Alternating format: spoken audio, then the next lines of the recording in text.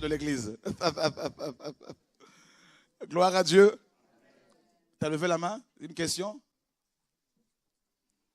C'est une question que tu as? Oui, tu pourras la poser tout à l'heure, s'il te plaît? Ok. Pourquoi l'histoire de l'église? Parce que, tout simplement, si on n'a pas la connaissance du passé, celui qui ne connaît pas son passé, ne peut pas appréhender, ne pourra pas appréhender le futur. Donc, pour appréhender le futur, pour,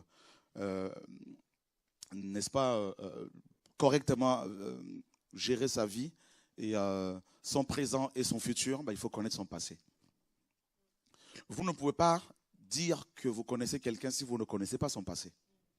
Vous pouvez connaître son présent, comment la personne s'appelle, d'où elle vient, mais c'est lui qui connaît le passé d'une personne avec qui il vit. C'est son meilleur ami, c'est son ami. D'accord? Et donc c'est vraiment important pour nous chrétiens de connaître l'histoire de l'Église. Donc tout au long de cette semaine, par la grâce du Seigneur, c'est pas nous, pas moi, et je crois que le Seigneur va nous aider pour pouvoir en parler. Et comme vous le savez, d'habitude, je ne prépare rien à l'avance, je n'arrive pas. Je prie, j'essaie de prier, et je me tiens devant vous et je me laisse guider par le Seigneur. Donc c'est lui qui mérite toute la gloire. Voilà. Et vous m'excuserez un peu dans ma folie. Voilà. Donc l'histoire de l'Église est une histoire que l'on voit premièrement dans Genèse, bien sûr, le livre des commencements. Genèse chapitre 1er, le verset 26. Donc je ne veux pas rentrer dans les détails et, par rapport à ce passage. Dieu dit, faisons l'homme à notre image, selon notre ressemblance, afin qu'il domine sur les poissons de la mer, sur les oiseaux du ciel, sur le bétail, sur toute la terre et sur tout reptile, un reptile qui rampe sur la terre. Dieu forma l'homme à son image, il le créa à l'image de Dieu. Il les créa mâle et femelle. Dieu les bénit et leur dit, soyez féconds, multipliez, remplissez la terre et assujettissez-la. Et dominez sur les poissons de la mer, sur les oiseaux du ciel et sur toute bête qui se meut sur la terre. Voilà. Ça, c'est quand on parle de l'histoire de l'Église, forcément on doit commencer par Genèse, parce que c'est le commencement. Pourquoi? Parce que l'Église n'a pas commencé dans Acte 2, dans la pensée de Dieu. Acte 2 nous parle juste de la matérialisation de la pensée de Dieu. Cette pensée que Dieu avait depuis l'éternité a d'abord été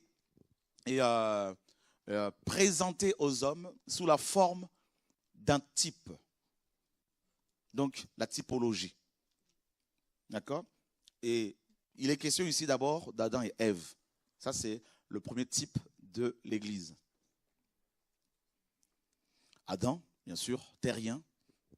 Et nous savons tous que Christ, selon 1 Corinthiens 15, est le deuxième Adam, ou le dernier Adam. Et qu'est-ce qu'on apprend ici? On nous dit que Dieu va créer l'homme à son image. Et il était en train de se projeter lui-même dans le futur au moment précis où il allait venir en tant qu'homme. D'accord? Il crée l'homme à son image et on nous dit plus loin que Dieu dira qu'il n'est pas bon que l'homme soit seul. Et Dieu dira, je le ferai une aide semblable à lui. Et Dieu va l'endormir, comme vous le savez, c'est la préfiguration de la mort de Yeshua. Il va prendre une de ses côtes et avec cette côte, il va former, n'est-ce pas, une femme, Ève, donc l'Église. Et nous apprenons que l'Église véritable, l'Église du Seigneur, ne peut être, n'est-ce pas, formée par les hommes. C'est Dieu lui-même, ça on le sait.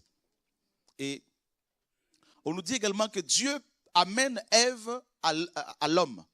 L'Éternel amena la femme à l'homme. Et là aussi, qu'est-ce qui se passe ici? On nous dit que c'est Dieu qui baptise, Yeshua, les gens du Saint-Esprit. C'est-à-dire, c'est lui qui les intègre dans le corps de Christ. Et le Seigneur disait, personne ne peut venir à moi si le Père ne l'attire, littéralement ne le traîne. Donc ce ne sont pas nous qui amenons les gens à Dieu. Quand on dit, on entend, je l'ai amené au Seigneur, tout ça, c'est moi qui l'ai amené au Seigneur. Non, c'est Dieu qui attire. Voilà. Et Dieu l'amène et Ève et Adam dira, voici cette fois-ci celle qui est l'os de mes os, la chair de ma chair. On l'appellera Isha. Et l'homme c'est Ish. Ève c'est Isha. Donc, ça a la même racine, ça vient de la même racine. Les deux là, l'homme et la femme. Vous voyez, ils sont vraiment de la même plante, la même semence. Et voilà la première église ici. Et c'est une église familiale, c'est la famille. La première, n'est-ce pas, figuration. Le premier type de l'église, c'est Adam et Ève. Et on nous parle tout de suite de la famille. Et c'est pour cela, plus loin, les apôtres diront que nous sommes une famille. Donc, et quelle famille? C'est l'homme et la femme. Donc c'est un amour, un amour très très fort. Parce que cet amour-là, entre l'homme et la femme, trouve son paroxysme dans l'intimité. Et ça, c'est glorieux, l'image ici de l'église que nous avons. Dès le départ, le Seigneur nous fait comprendre qu'il voulait une relation très intense avec son corps, avec son église, avec son épouse. Donc la famille. Il n'est pas ici bien sûr question d'un bâtiment. Il n'est pas question ici d'un quelconque pasteur, apôtre, prophète, docteur. C'est la relation entre deux personnes. Et c'est ce que Dieu veut. Donc c'est une église très très relationnelle. Et on passe rapidement dans Genèse et on va voir un autre type de l'église. Dieu dit à Abraham dans Genèse 15, parce qu'il se plaignait en disant je m'en vais mourir et celui qui va hériter de moi c'est Eliezer, c'est lui qui est l'héritier de ma maison. Dieu lui dira non, celui qui héritera de toi sortira de tes entrailles. Et il lui dit, voilà, lève tes yeux. Si tu peux compter les étoiles, telle sera ta postérité. Bien sûr, il est question de l'église ici. Et il dit encore, regarde le sable de la terre, de la mer, si tu peux le compter. Et là, c'est Israël. Et là, ici, une autre préfiguration de l'église, nous avons les étoiles. C'est-à-dire, Dieu nous fait comprendre que cette église-là sera céleste et non terrestre. Et l'apôtre Paul nous dit dans 1 Corinthiens 15 que les étoiles diffèrent en éclat d'autres étoiles. Donc, il y a des différences entre les étoiles par rapport aux éclats. Donc, nous sommes des étoiles, l'église véritable. Et Paul le dit dans Éphésiens 2, il nous a ressuscités ensemble et nous a fait asseoir dans les lieux célestes en Christ. Ça, c'est notre position. Là, dans Genèse 15, Dieu parle de la position de l'église. Dans Genèse 1, 2, là, on nous parle de la relation entre l'homme et la femme, la relation familiale. Hein? Et ça, c'est la première image de l'église que nous avons. La deuxième image ici, c'est la position, c'est le ciel. Et c'est une église qui sera établie dans les cieux. Or, Abraham est le père de la foi.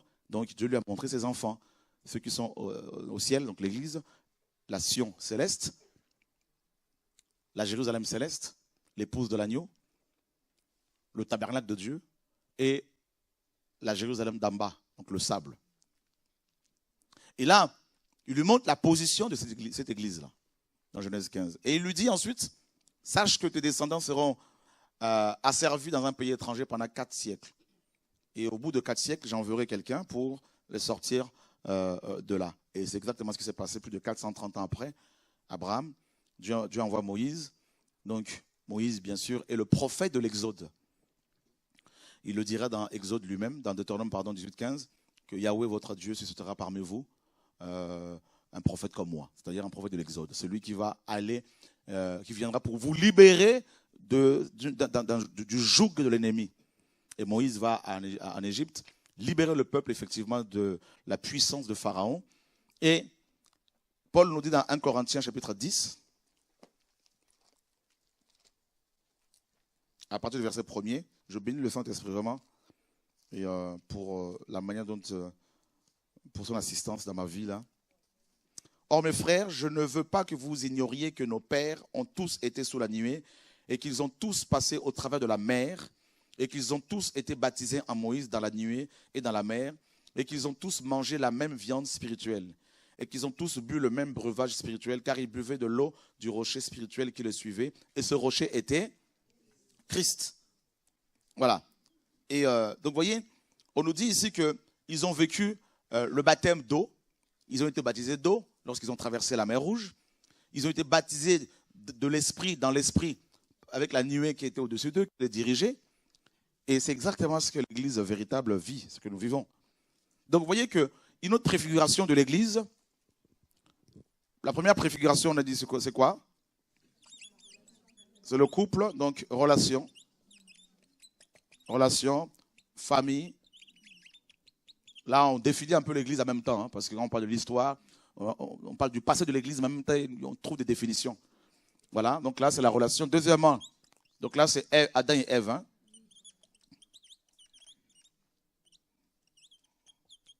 Et Ève, est-ce que tout le monde le voit là? Non?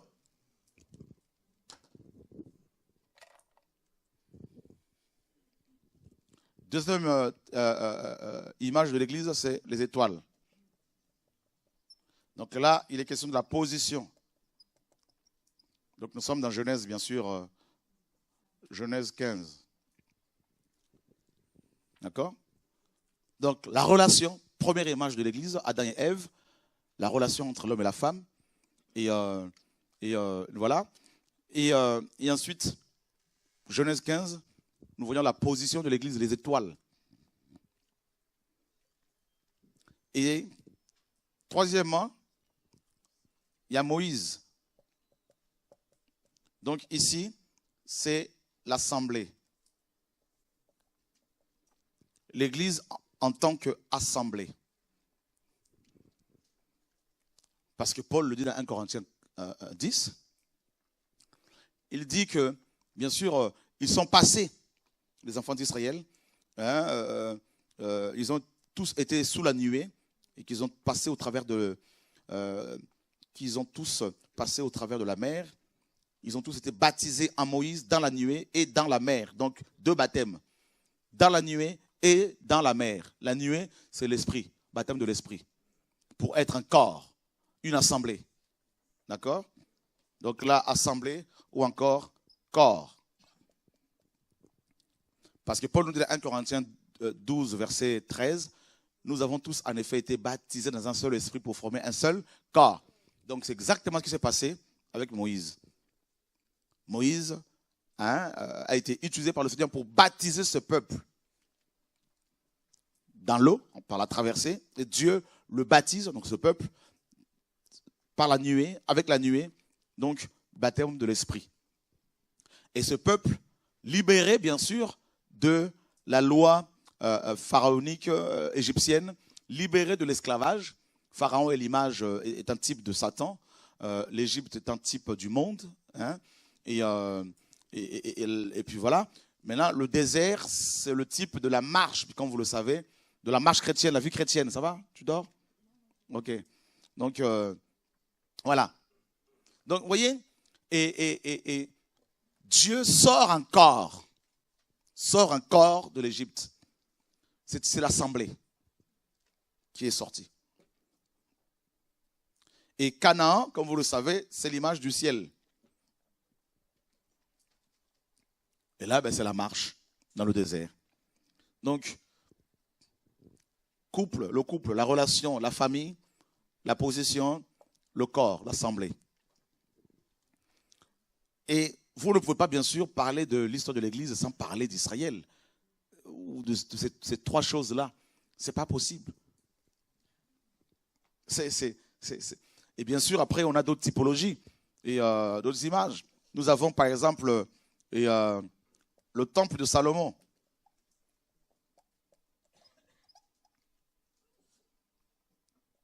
Donc là, nous avons quoi? Nous avons, avec Salomon, qui a construit le temple, nous avons la maison. Vous voyez la progression? Famille, position, assemblée, maison.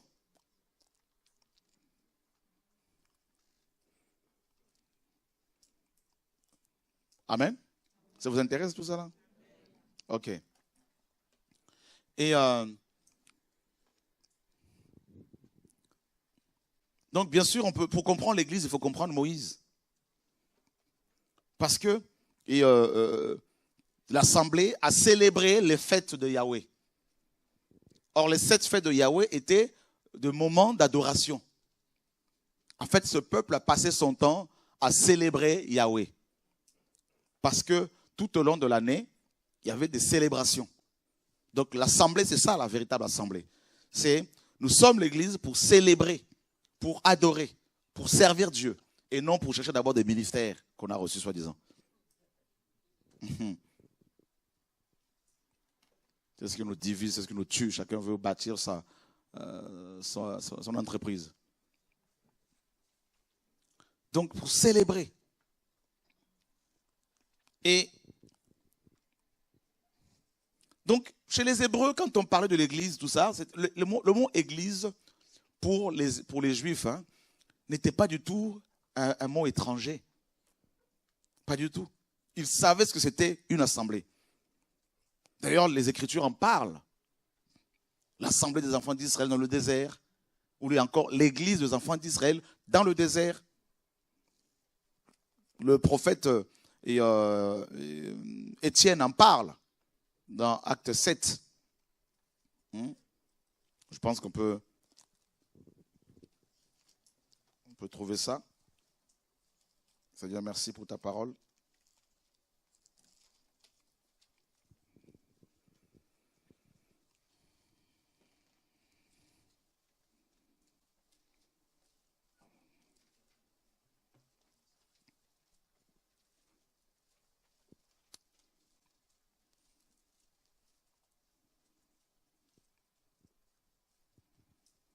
Nous sommes dans Actes, à partir du verset 35. Ce Moïse qu'ils avaient rejeté en disant qu'il t'a établi prince et juge, c'est lui que Dieu envoya comme prince et comme libérateur par le moyen de l'ange qui lui était apparu dans le buisson. C'est celui qui les tira dehors en opérant des miracles et des prodiges au pays d'Égypte, au sein de la mer Rouge et au désert pendant 40 ans. Et là, qu'est-ce qui se passe? Eh bien, on nous dit que Dieu les a fait sortir de là. Comment? Par des miracles. Il a opéré des miracles et des prodiges. Donc, ça, c'est une autre, à part le fait que l'église est une assemblée, donc ça, c'est plus tard, plus loin, et qu'on le voit. Mais là, on apprend qu'il y avait des miracles, des prodiges. Donc, on ne peut pas dissocier les miracles, les guérisons, tout ça, de l'église. Ça fait partie de l'histoire de l'église et ça fait partie aussi de la vie normale de l'église. D'accord? C'est important. Et qu'est-ce qui s'est passé dans le désert, à votre avis? Ils avaient plusieurs stations, plusieurs arrêts. Et à chaque arrêt, ils devaient monter le tabernacle. D'accord? Et le tabernacle avait 4 faces. Et il y avait 3 tribus dans chaque côté. De chaque côté, il y avait 3 tribus. Ça veut dire que ça nous dit quelque chose là. Par exemple, ici, il y a 3 tribus. Là, 3, là, 3, là, 3, ça fait 12. En fait, et la tribu de Lévi était tout autour comme ça. Le Seigneur dit dans Matthieu 18, là où 2 ou 3 s'assemblent en mon nom, je suis au milieu d'eux. Ok. Donc voilà l'église véritable. Le tabernacle au milieu de l'église. Et on apprend que aucune tribu n'avait reçu à elle seule toute la révélation concernant les aspects de Yeshua. Donc chacun avait reçu une révélation limitée pour dépendre des autres. Chacune, chaque peuple. Donc les trois tribus qui étaient au nord devaient aussi partager leur révélation aux tribus du sud et inversement. Ça créait l'unité, comme Paul le dit, par rapport aux dons spirituels. Il y en a qui ont reçu la prophétie, d'autres par de connaissance, d'autres visions, d'autres songes. Enfin bref, c'est guérison, miracle. Donc on se partage. C'est ça. Et Christ était au milieu. Et on nous dit qu'il buvait à un rocher. Qui le suivait? Vous avez déjà vu un rocher qui suit quelqu'un partout comme ça là? Ben voilà. Et Paul dit que ce rocher s'appelait qui? Et on nous dit que Christ n'est pas le Dieu le Père. Et Dieu, Yahweh dit lui-même qu'il est le rocher des âges. C'est écrit. Et il dit lui-même, je ne connais pas d'autres rochers. Je ne veux pas parler de la divinité aujourd'hui. Mais je crois que je veux, après la prochaine session, là, on va parler de la divinité de Jésus-Christ. Encore. Reparle encore de la divinité. Parce que quand on touche à mon maître, là, je me lève. On peut toucher à tout. Une personne, ce n'est pas un problème. Mais la doctrine, le maître, non. Parce que si vous ne croyez pas la doctrine, la parole, on va vous démontrer par les miracles que Jésus est Dieu. Ce n'est pas de l'orgueil, hein? Je vous dis bien, Dieu m'a dit, je veux opérer encore plus de miracles. Déclare des paroles. Je veux guérir mon peuple devant tout ce monde-là. Ils vont voir. Le bâton va fleurir. Je vous dis, les cancéreux ici, là, je proclame la guérison dans vos villes au nom de Jésus de Nazareth. Allez faire des examens, revenez, miracle guérison. Que leur Jésus, là, à eux, là, fasse. Il n'y a pas de blablabla, on a trop parlé, comme ça. Et je sais que ce soit même ceux qui sont malades chez eux. Je crois qu'il y a la guérison. Quelqu'un a envoyé un email il n'y a pas longtemps, il dit non, j'ai touché mes genoux, tout ça là, depuis 3 ans j'en souffrais. Tout ça, guéri instantanément. C'est que le début, ça c'est rien encore. Voilà. Je mets mon appel en jeu.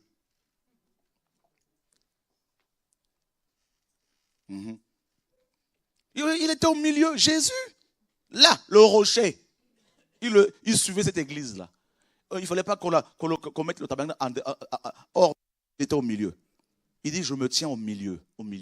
Il était sur le trône, il était assis au milieu, l'église.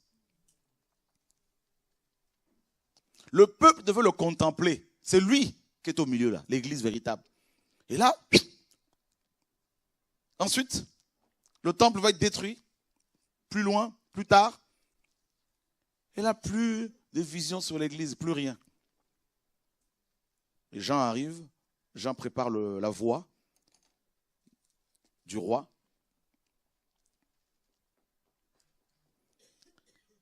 Et le Seigneur, dans Matthieu 16, comme vous le savez, dit, tu es Pierre et sur ce roc, je bâtirai mon église. Et tout de suite, il dit, et les portes de l'enfer ne prévaudront point contre elle. Waouh! Écoutez bien, les amis, vous qui êtes chrétiens, là, on parle de l'histoire de l'église. Hein? Le Seigneur dit qu'il va bâtir son église. Il dit qu'il va la bâtir avec des pierres vivantes. Il dit que le fondement de cette église, c'est le rocher qui suivait les Hébreux dans le désert. C'est lui-même.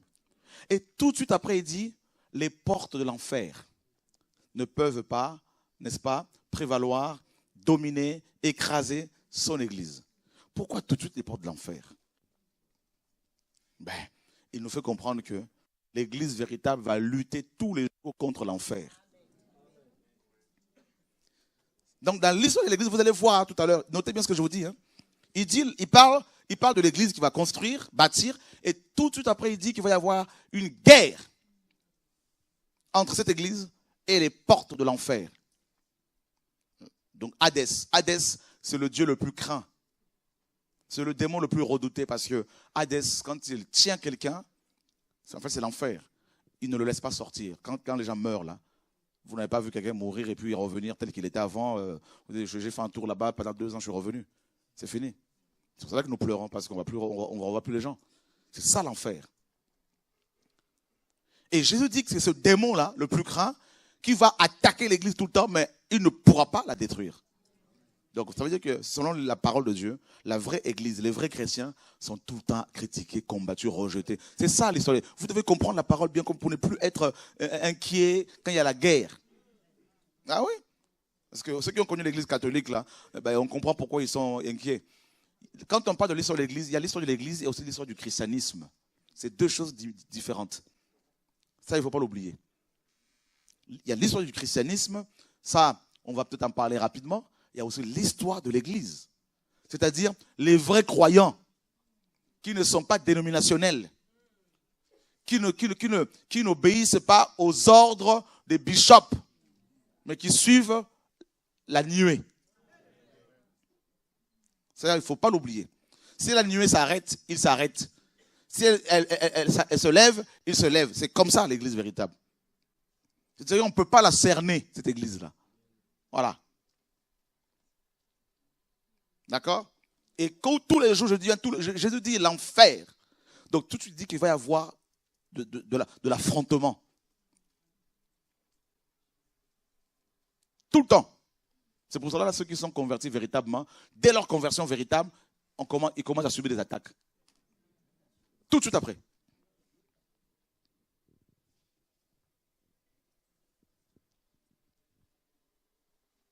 Alors, il dit, je bâtirai l'église. Il dit, je te donne les clés du royaume. Donc, il associe cette église au royaume. Les clés. L'autorité. Et là, nous sommes dans Actes chapitre 2.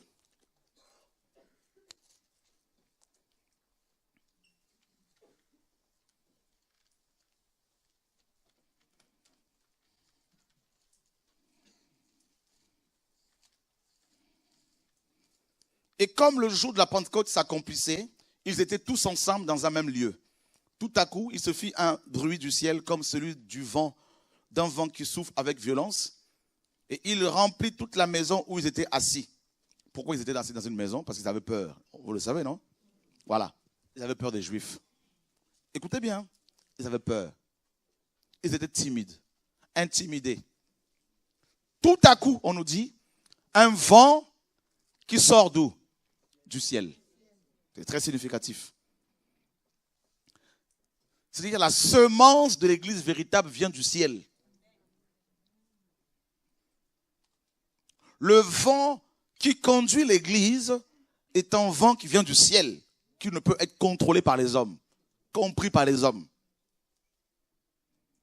Et on nous dit qu'il y a eu aussi, il y a eu quoi? Un bruit. Il se fit un bruit du ciel comme celui d'un vent qui souffle avec violence. Ça, nous sommes dans l'histoire de l'église. On nous parle de la violence. Dis à ton voisin la violence. Dis-le encore, c'est les violents qui s'en emparent. Et toi, tu es timide, tu ne veux pas parler, tu as peur. Non, il faut la sagesse selon les hommes. Tu n'as pas été touché par le vent. Alléluia. Vous voulez que je parle encore? Voilà. Quand ce vent te remplit tes secours, l'intérieur là, il y a de la violence. Jérémie dit, j'aimerais me taire, mais il y a dans mes os un feu qui est renfermé. C'est pour ça même quand je prêche comme ça, Seigneur, je me retiens, ça passe, ça sort. On doit me contrôler. Il y en a qui ont voulu me contrôler, ils se sont brûlés. Moi-même, ça me brûle.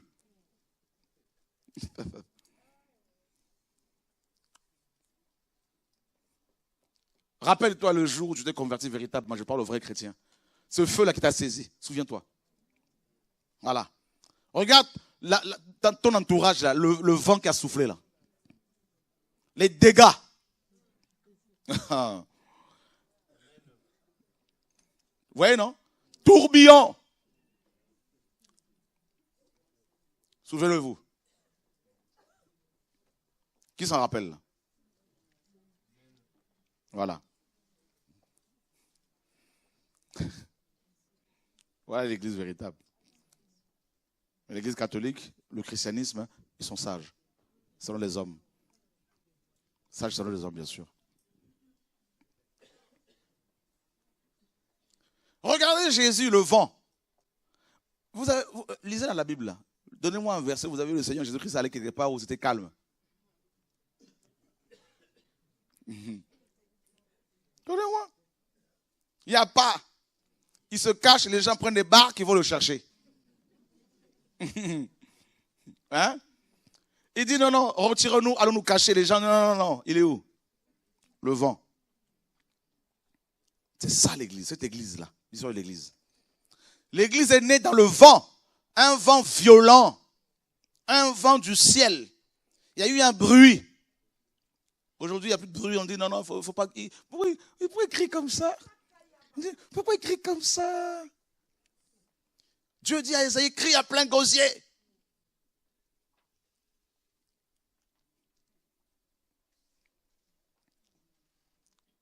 Tu arrives là, tu prêches là, les démons se mettent à ils se manifestent. C'est ça l'église, l'histoire de l'église. Mais oh, Seigneur, sauve-nous là. Il y a trop de frigos. Il y a trop de glaçons.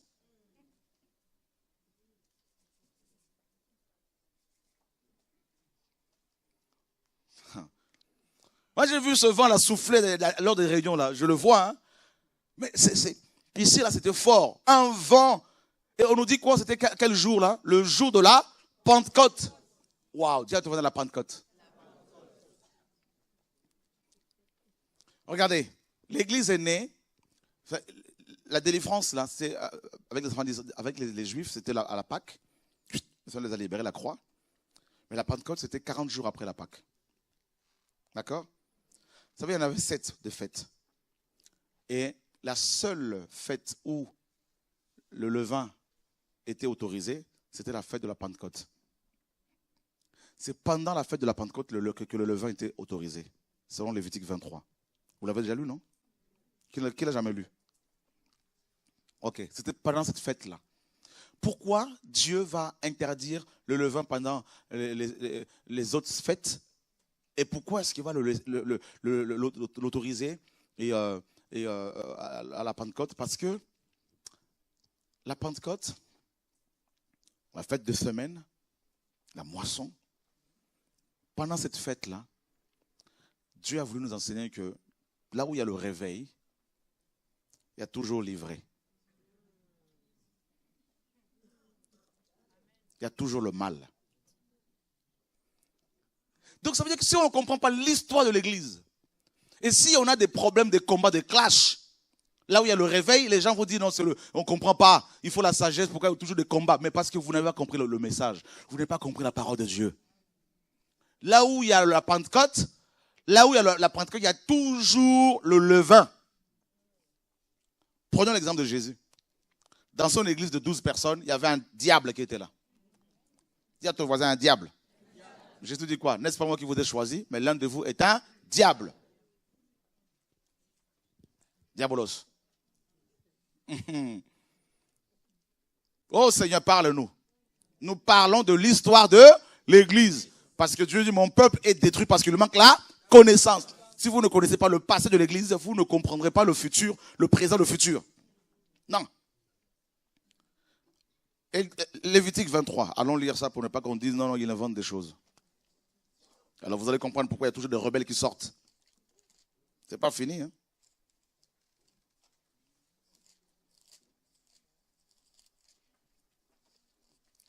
Moïse vivait la Pentecôte. Il y a eu Abiram, Dathan, tout ça. Lévitique 23, verset 15. Vous compterez aussi dès le lendemain du sabbat, à savoir dès le jour où vous aurez apporté la gerbe qu'on doit agiter, 7 semaines entières. 7 semaines entières, ça fait combien? Vous compterez donc 50 jours jusqu'au lendemain du 7e sabbat. 50 jours, c'est ça la Pentecôte, qui veut dire 50e. C'est-à-dire entre la Pâque, la fête de Pâques et la Pentecôte, il s'écoule 50 jours. Il doit s'écouler 50 jours. Voilà. L'intervalle entre ces deux fêtes est de 50 jours. Jusqu'au lendemain du 7e sabbat. Et vous offrirez à Yahweh un gâteau nouveau. Un gâteau un peuple nouveau. Une offrande nouvelle. C'est ça l'église. Une pâte nouvelle, Paul dit dans 1 Corinthiens 7. Vous êtes une pâte nouvelle. C'est pour ça que Dieu dit à la Pentecôte, il faut un gâteau nouveau. C'est-à-dire un message approprié des hommes nouveaux. On parle de la nouvelle année. Non, je n'ai pas entendu. La nouvelle. Dis à ton voisin, c'est ça le message. Dis à ton voisin, tu as un gâteau nouveau. C'est ça l'histoire de l'église. Et qui mange le gâteau ici, c'est Dieu. Le gâteau, c'est l'offrande. Bah oui. Qui n'avait pas vu les choses comme ça là? Dis à ton voisin, Dieu nous enseigne. Dis à ton voisin, les rouleaux viennent du ciel. Ah oui. Je bénis mon Dieu pour la parole qu'il nous donne. Dieu, vous savez, l'église, là, alliance nouvelle, gâteau nouveau. Ah oui. Toi, tu es église et tu viens avec un gâteau, un vieux gâteau. Dieu ne va pas accepter ça. Du réchauffé. Un message que tu es allé attraper sur Internet, hein, tu viens avec tes feuilles pour nous enseigner. On ne veut plus des feuilles. On veut un message nouveau. Tu te tiens devant les gens sans avoir préparé le message. Tu parles et Dieu parle. Amen. Alléluia. Dis à ton voisin le mont Carmel. Voilà. Un message réchauffé produit des chrétiens réchauffés. Un message nouveau produit des chrétiens nouveaux. Jean dit, le commandement que je vous donne est ancien. Mais il est aussi nouveau. Il a dit non. Il était ancien, mais Dieu l'a renouvelé, il est devenu nouveau. Il dit, allez, prenez ça. C'est ça la Pentecôte, l'église.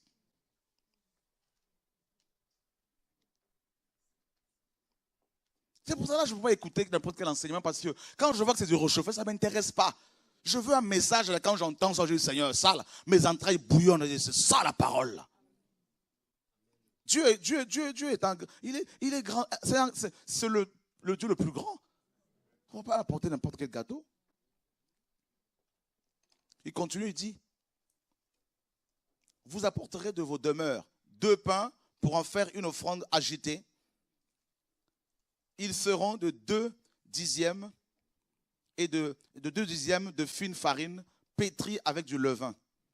Pétrie avec du levain. Ce sont les premiers fruits à Yahweh. Les premiers fruits. Les premiers fruits. Dieu veut la primauté, la première place. Et Dieu dit, il dit,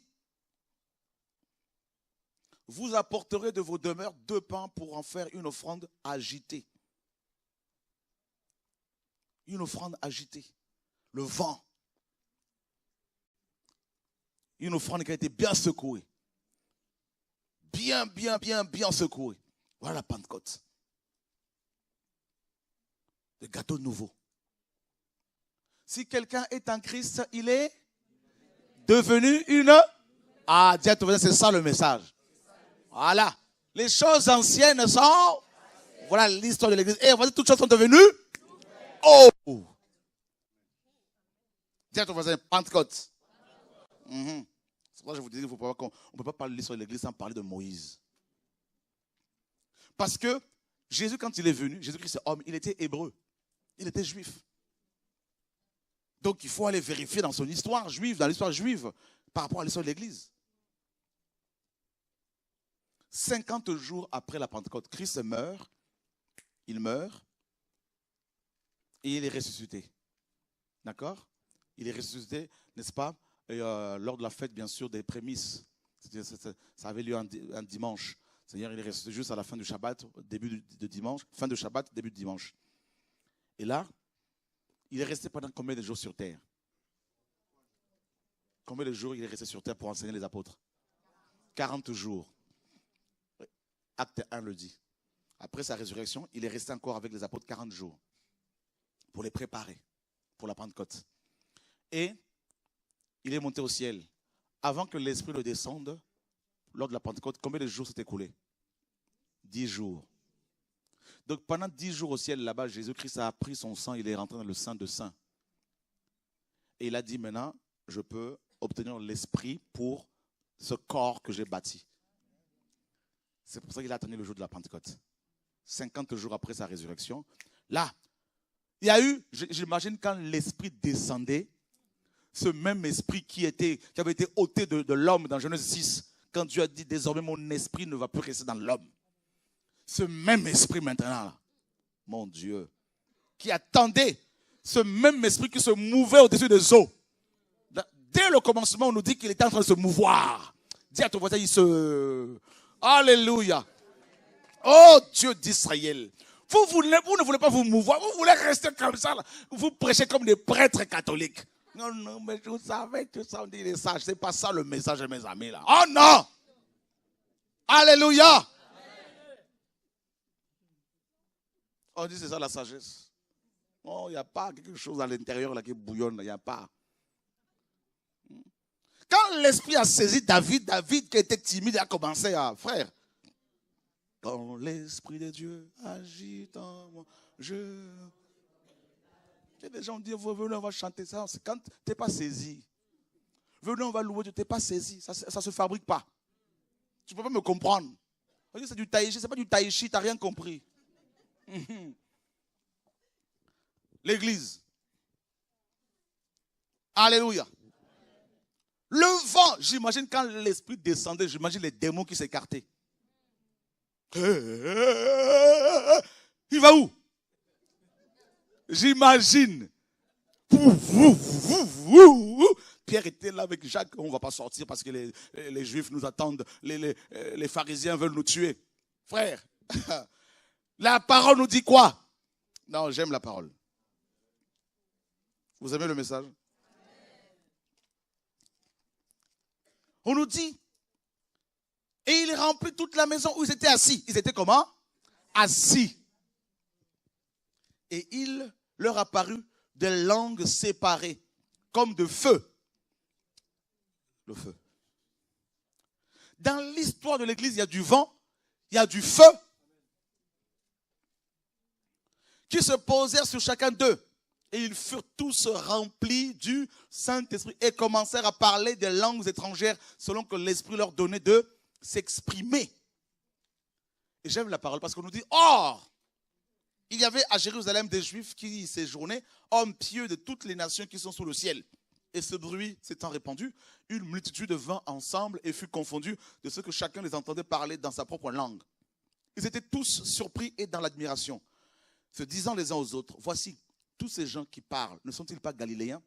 Donc nous apprenons ici que l'église, comme vous le savez, est née avec des Galiléens. Les 120 n'étaient pas congolais, français, tout ça là. L'église n'est pas née à Rome. Pour qu'on dise qu'il faut aller au Vatican.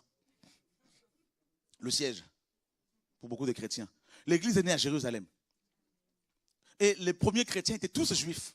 Pour les gens qui n'aiment pas Israël, qui n'aiment pas les juifs, vous êtes mal barrés. Parce que notre fondement là, ce sont ces hommes-là. Et ces femmes. Bien sûr, Christ est derrière. Mais ce sont eux, les 120. Et bien sûr, j'insiste encore, je vais mettre l'équilibre pour ceux qui pensent qu'ils vont idolâtrer Israël. Ça, c'est encore un autre problème. Qui pensent qui ont le syndrome de Jérusalem, qui vont chercher encore Dieu à Jérusalem alors qu'il n'y est plus.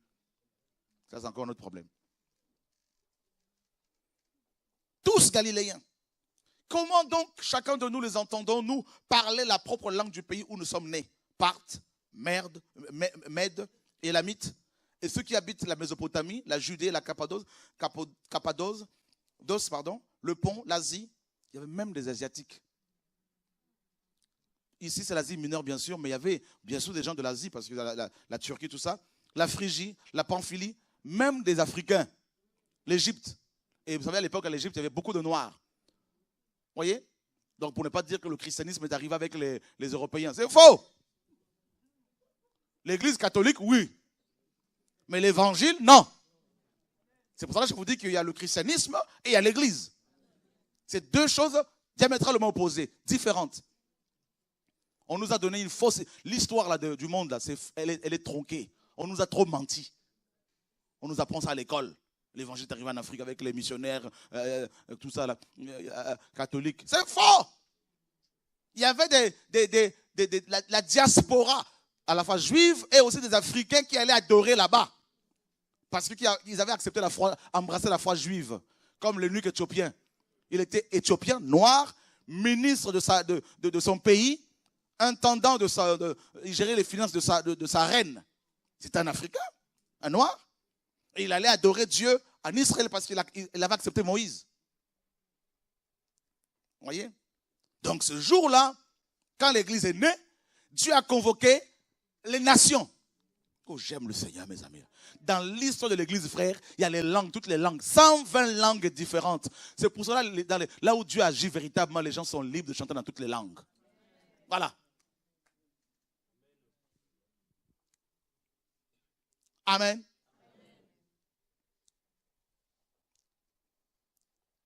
Qui ne savait pas qui croyait que c'était les missionnaires catholiques qui avaient amené l'évangile en Afrique? C'est ce qu'on croyait, hein? Voilà. À l'école primaire, vous avez appris ça, non? Voilà. Mensonge. Regardez ici, on nous dit quoi? Hein? Regardez. Les gens qui sont venus de l'Égypte, le territoire de la Libye, même des Libyens, qui est près de Cyrène. Simon de Cyrène, vous vous rappelez celui qui a porté la croix de Christ? C'est un Africain. Et ceux qui sont venus de Rome, donc des Romains, juifs et prosélytes, crétois et arabes, même les arabes, c'est-à-dire l'Arabie saoudite, il fut un temps, n'était pas musulman. Ben oui, les arabes, là, ils viennent de l'Arabie saoudite. C'est-à-dire les saoudiens étaient là ce jour-là aussi. Pas tous, mais il y en avait beaucoup qui étaient là. Ça, il faut le savoir.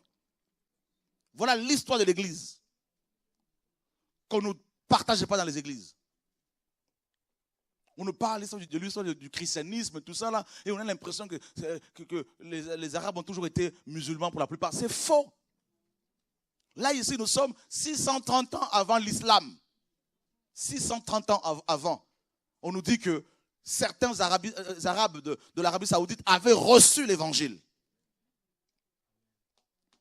Qui ne le savait pas? Seigneur, merci pour l'école. J'espère que Dieu nous enseigne. Amen. Comment les entendons-nous parler, chacun dans notre langue, des merveilles de Dieu? Dis à ton voisin, il y avait aussi des femmes.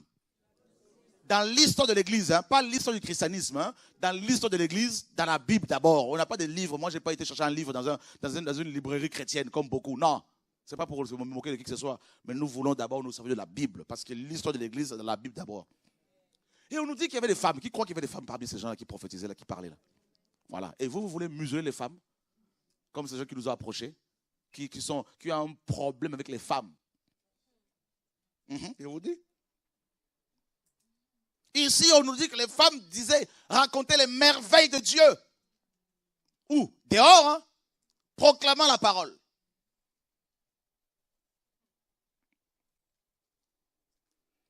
Ils étaient tout étonnés. Et ils ne savaient que penser, disant l'un et l'autre. L'un à l'autre, que veut dire ceci? Mais les autres se moquaient et disaient ce qu'ils sont pleins de vin doux. Voilà. Ça, c'est aussi une information que vous devez savoir. Quand Dieu agit quelque part, même si c'est une gloire terrible, il y aura toujours plusieurs réactions. Il y aura toujours des gens qui ne vont pas être d'accord. Mais ce n'est pas parce qu'ils ne sont pas d'accord que Dieu ne va pas agir. On s'en contrefiche. Mais il y aura toujours des gens qui ne sont pas d'accord. Ils se moquaient. Voilà la réaction. D'autres, oh non, mais en fait, ils sont ivres. Et s'il y avait Internet, ils allaient faire des vidéos. Ils allaient prendre des captures d'écran. Faire des captures d'écran. Ils allaient faire des sites. Ils allaient envoyer des lettres, des romans. Il n'y a rien de nouveau sur la terre. Dieu agit, mais ils se disent, non. Pourtant, ils étaient tous croyants. Ils étaient partis à Jérusalem pour célébrer la fête de Pentecôte. Mais la Pentecôte est arrivée, ils n'ont pas saisi. Pendant des années, ils célébraient la Pentecôte. Mais quand la concrétisation, quand la réalisation de cette fête s'est accomplie, ils sont passés à côté. Ils ont eu une mauvaise lecture. Ils ont fait une mauvaise lecture de l'action de Dieu. Sur cette action magnifique, glorieuse, divine. Ils ont dit non, non, ils ont bu du vin. Voilà, mes amis, leur compréhension. Et ça, c'est grave.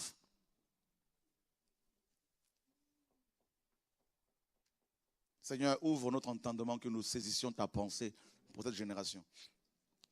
Alors Pierre, se présentant avec les 11, éleva la voix et leur dit, hommes juifs, et vous tous qui habitez à Jérusalem, apprenez ceci et faites attention à mes paroles. Ces gens ne sont pas ivres comme vous le supposez, car c'est la 3e heure. C'est-à-dire 9h du matin. L'église est née à 9h du matin. C'est-à-dire les gens étaient encore tout frais. Ils venaient de se réveiller déjà vers 6h, 2 heures après à peu près là. Et là, Dieu les a saisis. À 9h. Et là, c'est une information importante aussi pour beaucoup, pour vous. Il dit, ces gens ne sont pas ivres comme vous le supposez, car c'est la 3e heure, c'est 9h du jour, 9h du matin. Mais c'est ici ce qui a été dit par le prophète Joël. Et il arrivera dans les derniers jours, dit Dieu, que je répandrai de mon esprit sur toute chair. Vos fils et vos filles prophétiseront, vos jeunes gens auront des visions et vos vieillards auront des songes. Et dans ce jour-là, je répandrai de mon esprit sur mes serviteurs et mes servantes et ils le prophétiseront. Donc, ils étaient en train de prophétiser. Et je ferai des choses merveilleuses en haut dans le ciel et des prodiges en bas sur la terre, du sang, du feu et une vapeur de fumée. Donc, Pierre dit que c'est l'accomplissement de Joël 2. Hommes israélites, écoutez ces paroles. Jésus, ce Nazaréen, homme approuvé de Dieu parmi vous, par les miracles, les prodiges et les signes que Dieu a fait par lui au milieu de vous, comme vous-même vous le savez. Donc il prêche Jésus. Voilà le premier message de l'Église. Le premier message, ne l'oubliez jamais, nous sommes dans l'histoire de l'Église. Le premier message n'a jamais été l'argent. On acclame le Seigneur pour sa parole, mesdames. Voilà, Seigneur, merci pour ta parole.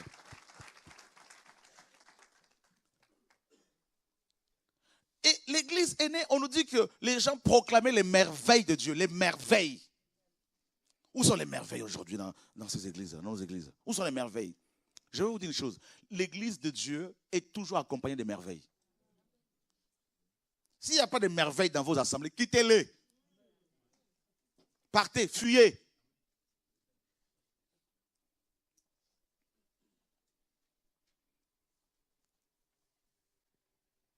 Si vous vous assemblez dans une assemblée où les gens passent leur vie à parler des autres, ils font les séminaires autour de Shora. Quittez! Shora n'est pas le message à prêcher. C'est quoi ça? Vous voyez un site internet où il n'y a que Shora. C'est que cet homme-là est un idolâtre de Shora. Parce qu'il passe sa vie à parler de Shora, critiquer, à parler. Il n'y a pas un autre message. Présentez-nous Jésus. C'est ça l'église. Voici l'époux. Vous voulez que je parle encore? Alléluia. Pierre est le premier. Ils ont tous prêché les 120, c'est clair. Mais il est le premier à se lever comme ça pour présenter Christ. Ça, c'est magnifique. Quelle présentation. Il dit, Dieu, n'est-ce pas? Il parle de Yeshua, homme. Comment Dieu l'a utilisé. Comment il a accompli des prodiges et des miracles parmi vous. Il dit, vous le savez. Vous avez expérimenté ces choses. Vous les avez vues. Ça, c'est le premier message. Il faut toujours se rappeler des premières choses qu'on a faites. Les meilleures choses qu'on a faites. C'est le fondement. Ici, c'est le fondement qui est posé. Tout de suite. Il présente Christ. Il présente l'évangile. Véritablement. Il prêche la croix. Il dit, ayant été livré selon le dessein arrêté et selon la préscience de Dieu, vous l'avez pris et mis à la croix. Vous l'avez fait mourir par les mains des impies. Il prêche la croix. Voilà le message de l'église. Voilà l'histoire de l'église, frères et sœurs. La croix au centre. On acclame le Seigneur de Nazareth. Alléluia. Gloire à Dieu. Seigneur, merci pour l'histoire. La croix. Waouh. Il est en train, ici Pierre, de poser le fondement. Et n'est-ce pas étonnant si Paul dans 1 Corinthiens 15 dit, en parlant de la croix, de la mort et de la résurrection de Yeshua, en disant, voilà ce que nous prêchons. Paul, Pierre, Jacques et moi, tous, ce que nous prêchons tous. Waouh! Prêche la croix. Il prêche l'évangile. Il présente Jésus. Et il va dans l'histoire, car David dit de lui, je contemplais constamment le Seigneur devant moi parce qu'il était à ma droite afin que je ne sois pas ébranlé. C'est pourquoi mon cœur est dans la joie et ma langue dans l'allégresse. Et de plus, ma chair reposera avec espérance. Il parle de la mort de Christ. Car tu ne laisseras pas mon âme en enfer. Et tu ne permettras pas que ton sein voie la corruption. Il parle de la résurrection de Yeshua. Waouh!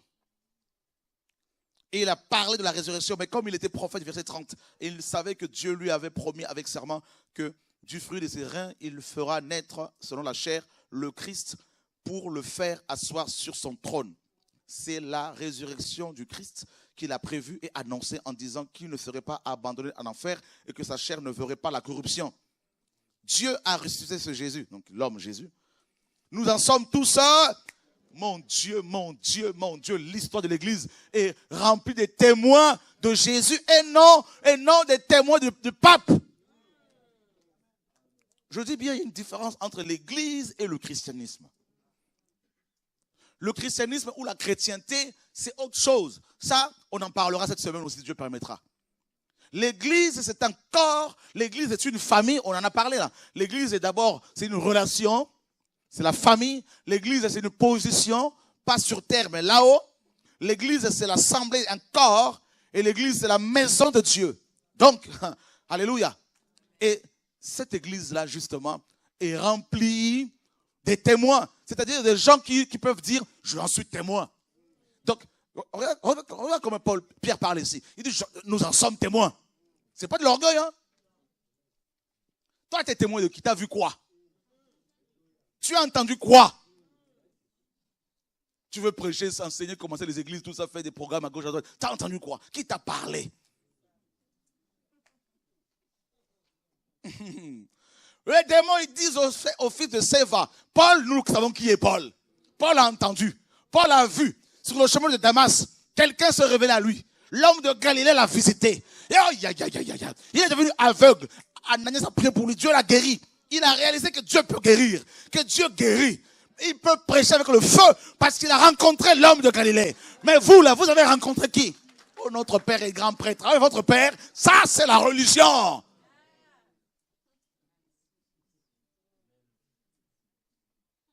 Je deviens de plus en plus fou. Oh mon Dieu. C'est pour cela que tu ne peux pas me manger en tant que sorcier. Non.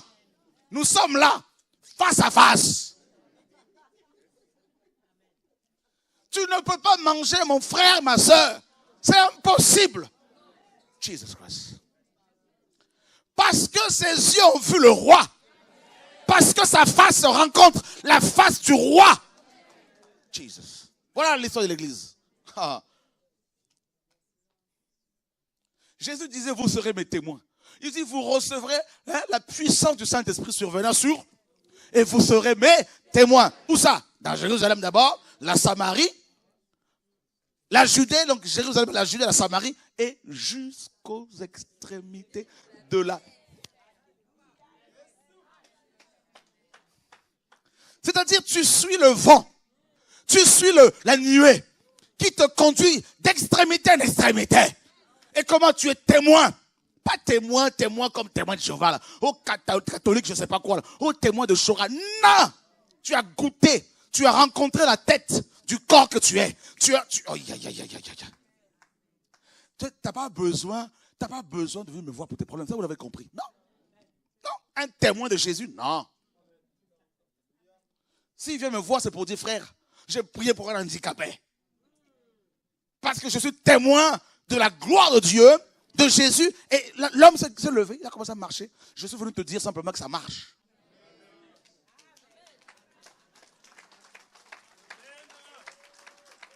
Alléluia! Tiens, tu es témoin. Un témoin, c'est qui? C'est quelqu'un qui a vu, quelqu'un qui a entendu. Mais tu as entendu, témoin de Jésus, tu as vu Jésus? Tiens, les chrétiens ont vu Jésus. Les vrais. Ben alors.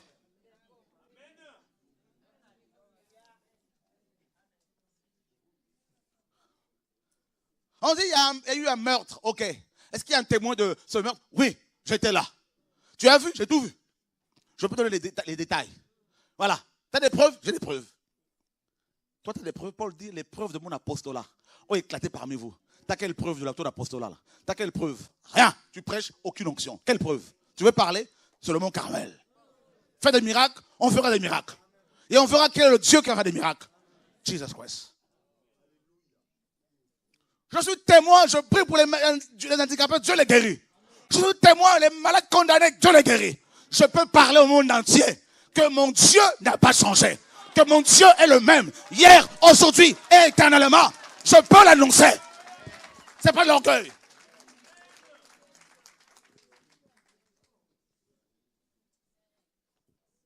Je peux attester que quand il appelle quelqu'un, il ne le laisse pas dans la détresse, dans la souffrance, dans la dèche. La personne va souffrir, oui.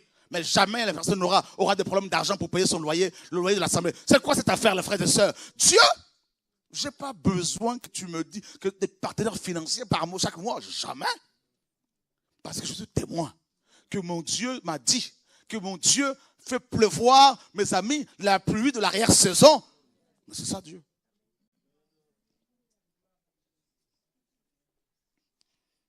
Vous savez, quand parfois Dieu, c'est les témoins là, nous parlons de l'histoire de l'église. Hein?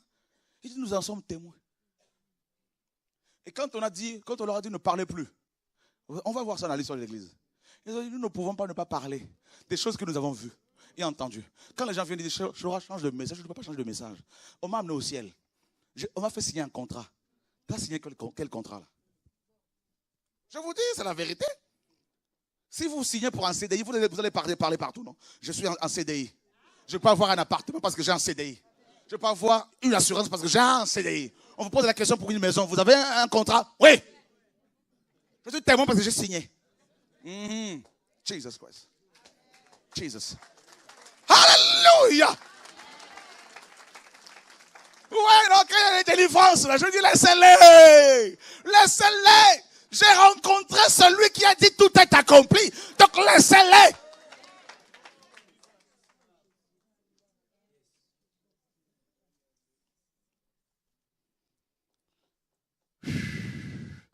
Nos églises, les gens ont trop peur là. Ils sont, oh non, vous savez combien d'années que tu es converti? Ça fait 20 ans, 30. 20 ans, tu as déjà fait quel miracle? Ah, mais vous savez, ce sont les pasteurs. Ah bon, la Bible dit que voici les miracles qui accompagnent.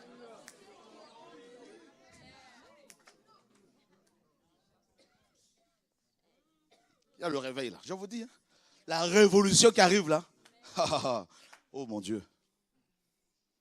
Tu vas avoir la chair de poule, le feu qui va te saisir là. Ça va être quelque chose. Va dans les hôpitaux là si Dieu te dit il faut y aller là. Vas-y.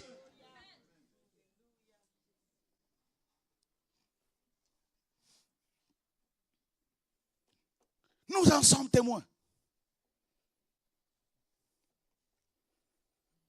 Waouh.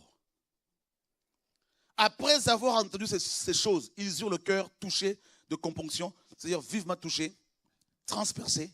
Et ils dirent à Pierre et aux autres apôtres, hommes frères, que ferons-nous?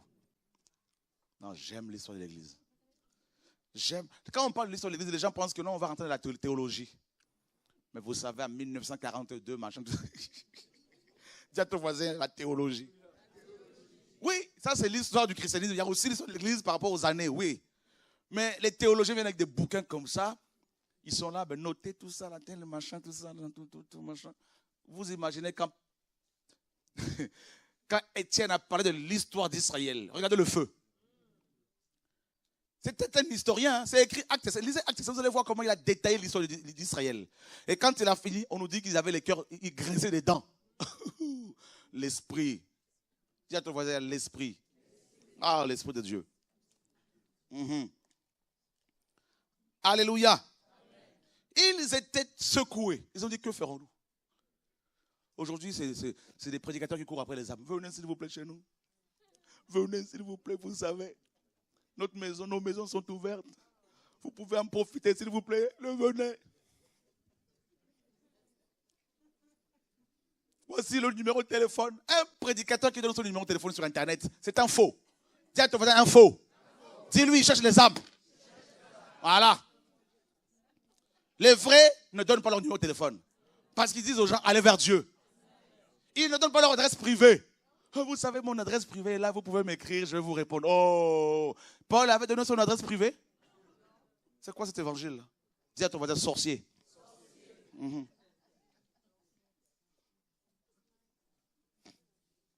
Vous voulez que je parle encore? La seule adresse qu'on a donnée aux gens ici dans la Bible, papa, allez sur l'église, c'est le ciel. Voilà. Allez vers Jésus. C'est quoi cette affaire-là? T'envoyer un email personnellement, j'ai des problèmes, j'ai des problèmes pour ma maison, viens sanctifier ma maison avec l'eau bénite, tout ça, machin, tout ça. Tu es disciple ou pas là? Tu es témoin ou pas? Tu as vu ou pas? Si tu n'as pas vu, je te dis, allez, va chercher Dieu. Demande à ce qu'il se révèle à toi. Et tu vas voir comment ça change les gens. Mm-hmm. Qui se rend compte que nous avons des problèmes là.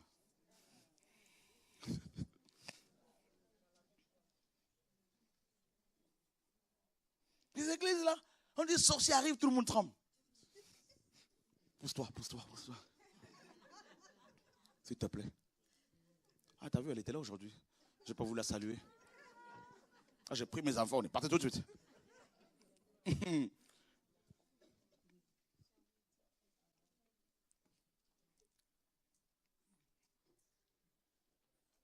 Et Pierre dit, repentez-vous et que chacun de vous soit baptisé au nom de Jésus-Christ pour obtenir le pardon de vos péchés et vous recevrez le don du Saint-Esprit. Repentez-vous, voilà le message. La croix, la repentance, la conversion. Oh Seigneur, où sont ces messages-là aujourd'hui?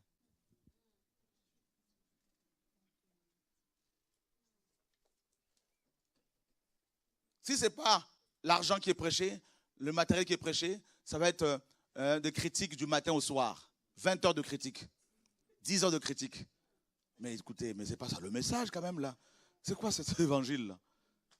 Dénoncer le mal, oui, mais enseignez-nous la parole. Parlez-nous des choses qui peuvent nous sauver. Donnez-nous des choses nouvelles. Voilà. Les pasteurs qui couchent avec des femmes d'autrui, on le sait. Ce n'est pas nouveau. Mais nous voulons des gâteaux nouveaux. La croix, la sanctification, la sainteté. Ceux donc qui reçurent de bon cœur sa parole furent baptisés. Dis à ton voisin le baptême. Voilà. C'est normal, il faut qu'on baptise les gens. Les gens, ils ne veulent plus le baptême d'eau. C'est quoi cette affaire-là? Il faut baptiser les gens. Ça veut dire qu'il faut baptiser. Voilà. Si les gens peuvent se faire baptiser, on le fait. Et en ce jour-là furent ajoutées à l'église, combien de personnes? 3000 âmes. On dit non, il y en a qui non. Vous savez, nous, on n'est pas pour la foule. Il y avait les gens, ils mettent la... Oh, jaloux parce qu'ils n'ont pas l'onction pour attirer les âmes. Combien d'âmes se sont converties ici? 3000. Il a prêché combien d'années pour qu'il y ait 3000 personnes d'un seul coup là? Quelques minutes seulement.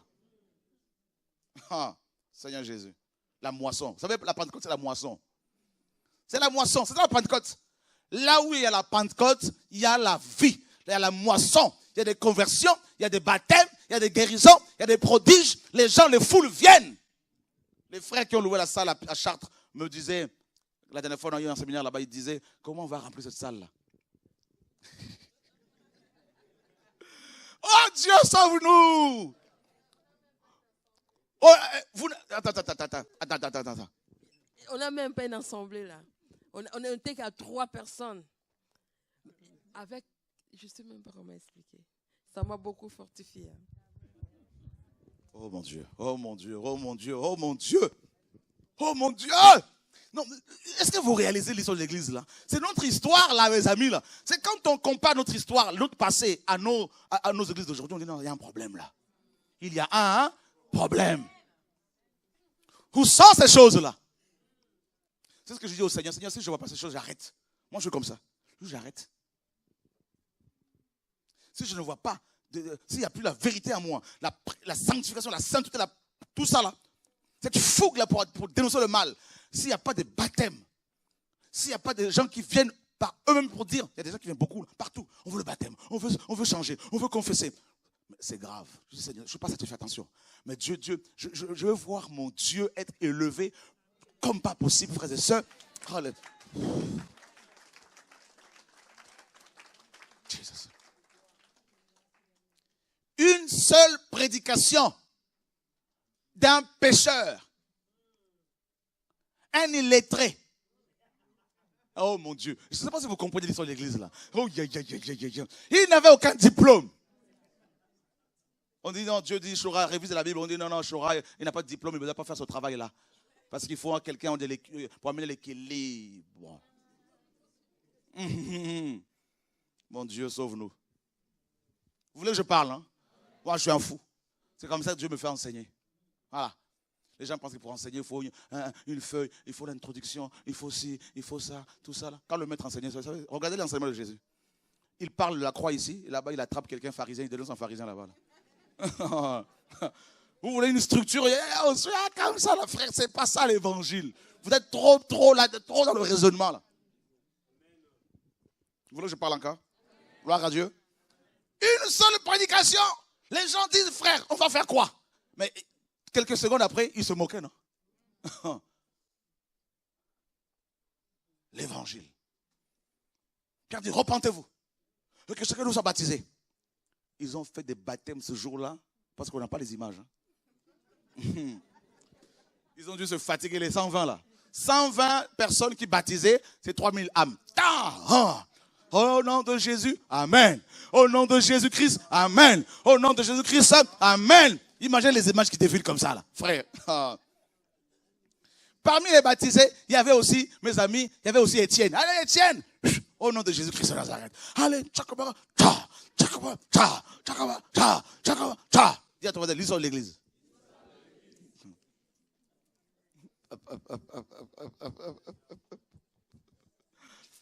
Eh, vous imaginez, regardez, ce Libyen, tu viens d'où? Je suis noir, Libyen, viens. Oh nom de Jésus. Oh, gloire à Dieu. Alléluia.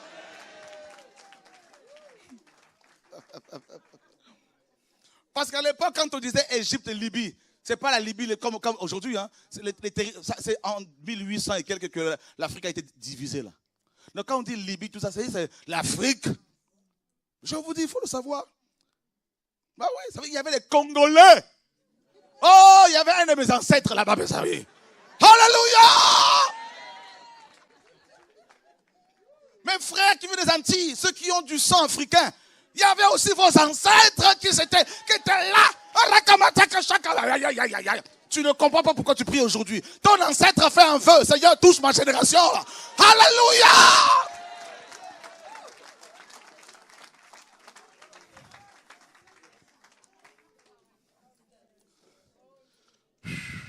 Quand on dit Rome, ne voyez pas Rome seulement la capitale de l'Italie. Non, Rome à l'époque, c'était aussi la France, l'Allemagne, une partie de l'Allemamme. C'était l'Italie. C'est ça qu'il faut comprendre. Ça veut dire que toi, mon frère français de souche, là, tout ça là, ne te condamne pas. Dans l'histoire de l'église, tu fais partie dedans.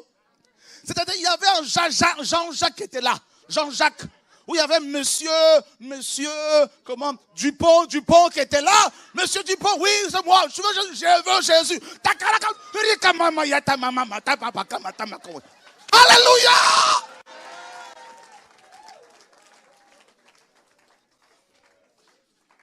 Oh Seigneur. Qui n'avait jamais vu les choses comme ça, la fin de Dieu? Oh, Dieu nous enseigne, frère. Alléluia! On va découvrir des choses au ciel. On dit, ah, toi, tu étais mon ancêtre, tu étais là. Bah oui, j'étais là ce jour-là. Bah oui. J'ai prié pour tous mes enfants. Ah ouais. Une question là-bas. Les Chinois qui se convertissent. On ne comprend pas pourquoi il y a le réveil, frère. Il y avait des Asiatiques. Tant. Au nom de Jésus. Les 3000. Ils persévéraient dans l'enseignement des apôtres. Oh mon ami là. Alléluia. Bonsoir. Bonsoir. Je voulais vraiment savoir si quand ils ont baptisé tout le monde, c'était que les Juifs ou les personnes qui séjournaient aussi à Jérusalem, parce que dans le verset 14, Pierre il dit alors Pierre se présenta avec la parole dit alors Pierre se présentant avec les 11 éleva la voix et leur parla en ces termes: hommes juifs et vous tous qui séjournez à Jérusalem. Après il leur parle et ensuite au verset 22 il dit hommes israélites écoutez ces paroles. Donc après, il parle, je pense, qu'aux Israélites. Regarde le verset 10. Et parce qu'en fait, je ne comprends pas pourquoi après, ils ont eu, plus tard dans Actes, ils ont eu une dispute pour savoir s'il fallait refuser le baptême aux non-croyants, aux gentils. Du coup, s'ils avaient baptisé déjà dès le commencement. Ok, très bonne question. Regarde le verset 10. Tu peux le lire?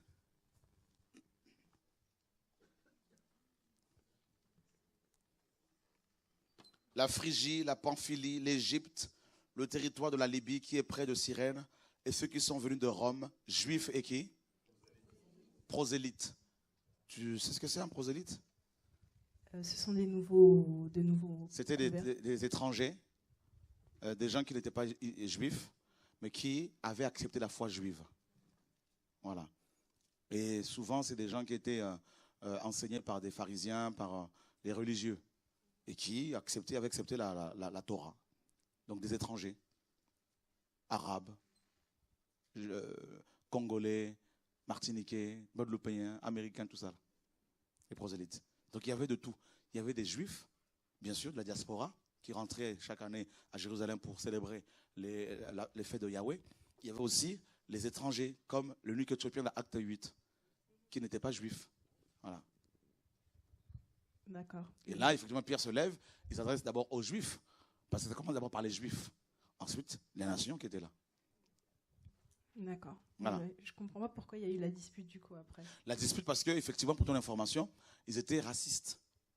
Ça, il faut le savoir. Regarde, un jour, le Seigneur dans Acte 4, dans Jean 4, pardon, il a pris le soin d'envoyer les 12 chercher à manger. Il restait seul parce qu'il savait qu'il allait rencontrer la femme samaritaine. Non seulement qu'ils étaient racistes, ils étaient machos en plus.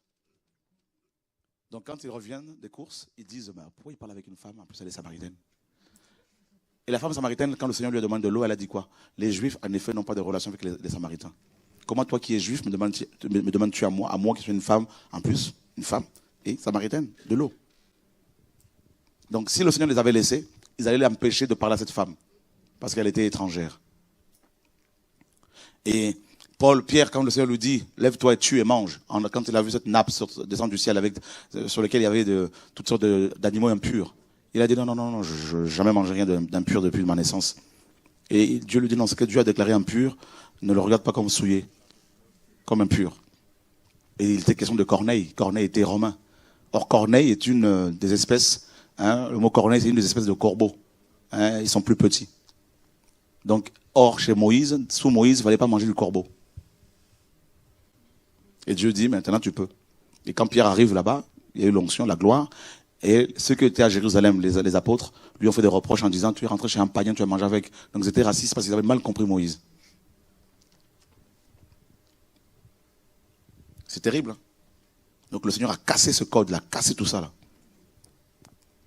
Des deux. Il a cassé, brisé le mur de l'inimitié, nous dit Paul dans Romains, dans Éphésiens 2. Donc il y avait un mur entre nous, les nations, et les Juifs. Jésus, par la croix, il a détruit tout ça. Il a fait un seul corps.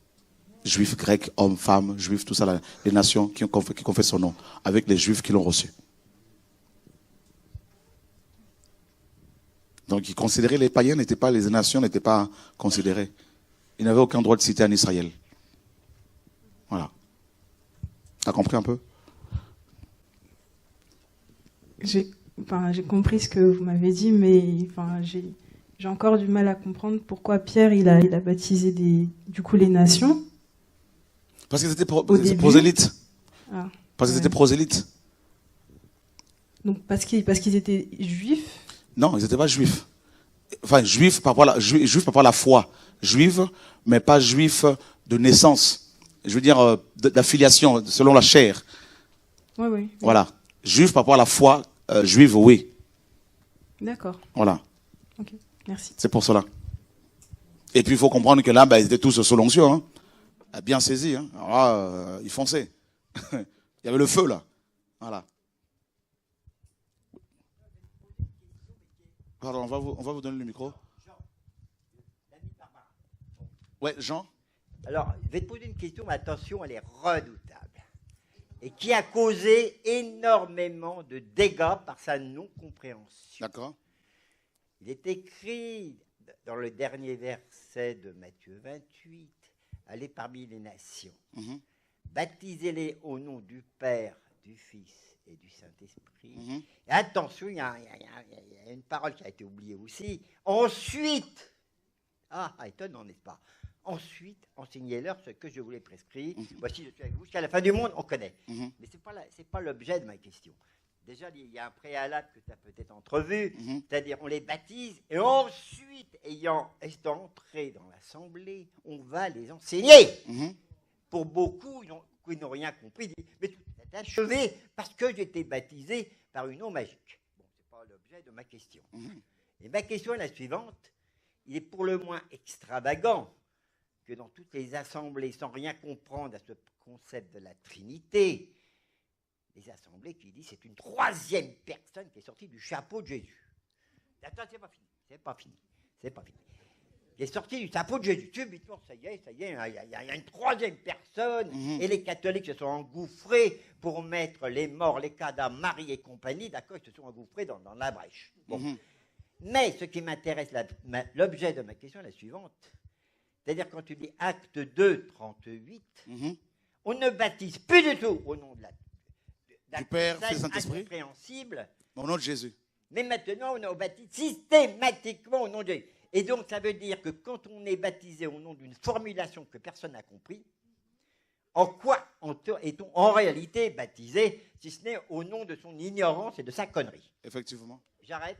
Le témoin. Effectivement. Donc, d'ailleurs, aujourd'hui, aujourd'hui, la Trinité est devenue la doctrine la plus importante de la chrétienté actuelle, du christianisme actuel. Voilà. Donc, une doctrine, justement, qui est étrangère aux Écritures, un mot qui n'existe même pas dans la Bible. Et effectivement, les apôtres, quand le Seigneur leur dit dans Matthieu 28 de baptiser au nom du Père, Fils et Saint-Esprit, donc déjà le nom ici au singulier et non au pluriel. Effectivement. Donc, on va le micro. Non, parce qu'il y a des gens qui sont chez eux. J'ai simplement dire à l'Assemblée, à toi, il est fondamental de savoir que quand il était sur cette terre, il n'a fait de cesse de bégayer, il disait en vérité. Deux fois en vérité.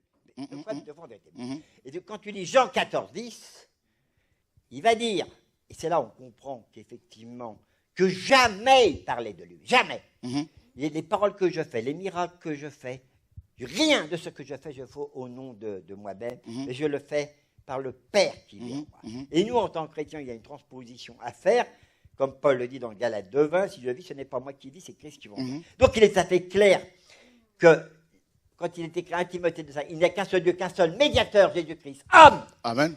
Ça veut simplement dire quoi? C'est qu'en aucune manière, nous n'avons accès au Père. Même un seul mot, une seule virgule adressée au Père, c'est un parjure parce qu'on a un avocat qui va trier notre folie et la présenter au Père d'une manière agréable. Bon. Donc, ce que je voulais simplement dire, c'est-à-dire par rapport à la quoi? Par rapport au fait que le Père et le Fils, même quand ils médiatisent pour nous, là, si on est là, c'est pour lui, c'est lui qui nous a envoyés. Et le Saint-Esprit, bien évidemment, ce qui dit plein de choses qui ont été très mal comprises. Cette fameuse Trinité, elle fait des dégâts effroyables. Complètement. Je vous recommanderais d'ailleurs Hébreux chapitre 12, verset 2, qui dit « Ayez les regards sur Jésus, Amen. Qui suscite la foi et l'amène à la perfection. Beaucoup sont une sorte d'incompréhension. C'est pour le moins effroyable. Il y a des églises, on ne prie même pas Jésus, on ne connaît que cette troisième personne mystérieuse. C'est ça. Hein? Et le Saint-Esprit plaide pour nous, Saint-Esprit, et Jésus dans l'affaire, il passe à la trappe et aux oubliettes. Complètement. Tu as compris? Donc on est dans des fondamentaux qui ont très, très mal été compris. Dans toutes les églises. Quand tu prends par exemple 2 Corinthiens 4, verset 3-4, qui dit « Si notre évangile est encore voilé, il est voilé pour ceux qui périssent. » Donc il est tout à fait clair que quand vais simplement, je vais beaucoup te faire rire. J'étais dans une assemblée qui se revendique d'un 7e jour, qui m'a beaucoup apporté, mais ça ne m'a servi rien que de marchepied pour aller plus loin. Bon. Et effectivement, je les ai mis en morceaux, en miettes. J'aurais mis le nez dans leur caca, je serais tenté de dire. Parce que quand tu lis, par exemple, attention, il y a un verset qui est redoutable. Et combien de fois, par rapport à ton discours, je suis émerveillé, là, je m'éclate, je m'amuse beaucoup. Parce qu'en réalité, quand tu prends le premier verset de Hébreux 11 au verset 1, il est écrit que la foi, c'est espérer des choses qu'on ne voit pas. Alors, la chose saugrenue, dans l'Assemblée, nombre de fois, il a posé la question. Mais qu'est-ce donc la foi? Je rigole par rapport à ton discours. Là, je m'éclate, là. Bon. Et j'entendais nombre de frères, de sœurs se lever et dire on espère des choses qu'on ne voit pas. Alors, ça a été trop, j'ai explosé. Voir le contexte de ce verset. On va dérouler les prophètes, on va dérouler. Ils n'avaient pas encore vu, tu as vu le contexte qui suit après dans Hébreux 11. Bon. Et en fin de compte, j'aurais dit, mais si vous espérez des choses que vous ne voyez pas, mais comment pouvez-vous chanter des louanges de ses bontés, etc., puisque vous ne l'avez jamais vu dans votre vie? Si Jésus est vivant dans votre vie, mais vous devez témoigner de miracles, de prodiges, etc. Voilà. Non, mais c'est pour ça que je te dis, ton discours est tout à fait extraordinairement atypique par rapport au monde protestant, adventiste, catholique, etc., etc. Parce que tu es dans la proclamation d'un Jésus vivant, Amen. Puissant. Amen. Tu vois ce que je veux dire? Vraiment, vraiment. Il est extrêmement atypique. Et moi, mon verset à moi, je vais te le recommander, parce que je n'ai de cesse, c'est un leitmotiv pour moi-même, et je m'en amuse beaucoup. Quand tu lis Hébreux, excuse-moi, j'arrête. Non, attends, je termine. Romains 8, 24, 25. Qu'est-ce qu'il écrit? On peut le lire, on va le lire. On va le lire. Romains 8, et vous allez comprendre.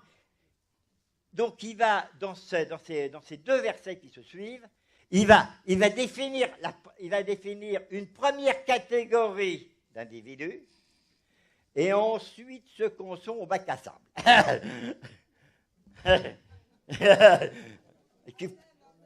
Mais des fois, on peut rester toute sa vie dans le bac à sable. Jusqu'à sa mort. Et alors, ça y est, vous y êtes? Romains 8, 25, oui, c'est bon. Romains 8, 24. Et 24. Romains, excusez-moi, j'ai une voix qui porte tellement. Bon. Romains 8, 24, 25. Ça y est? On y va. Car c'est en espérance que nous sommes sauvés. Continue. Or, l'espérance qu'on voit n'est plus espérance. Car ce qu'on voit, peut-on l'espérer encore? Et là, le bac à sable, là, maintenant. Mais si nous espérons ce que nous ne voyons pas, c'est que nous l'attendons avec patience.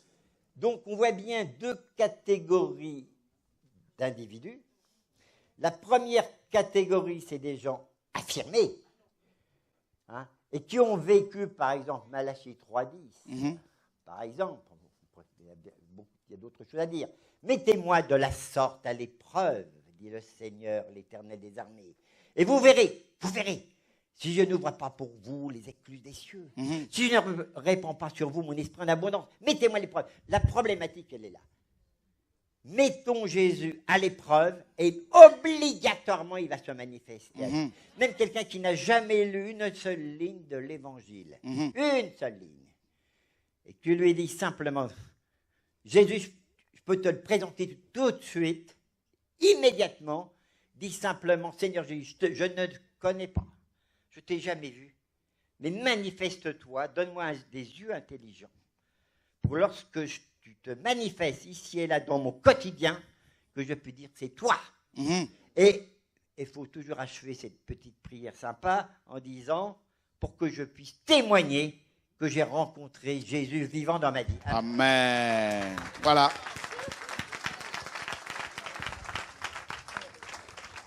C'est ça, ce qui est magnifique, c'est que on se laisse guider par le Seigneur.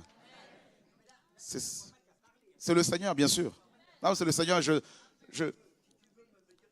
Non, c'est le Seigneur qui a parlé. Ça, c'est Amen. C'est le Seigneur qui a parlé, ça, je sais pourquoi. Parce que la doctrine de la Trinité fait des dégâts, amoindrit notre Dieu. Et Dieu qui est esprit, Dieu qui est tout puissant, on va le disséquer en 3 morceaux, en 3 personnes distinctes. On dit que ces 3 personnes sont co-créatrices, co-éternelles.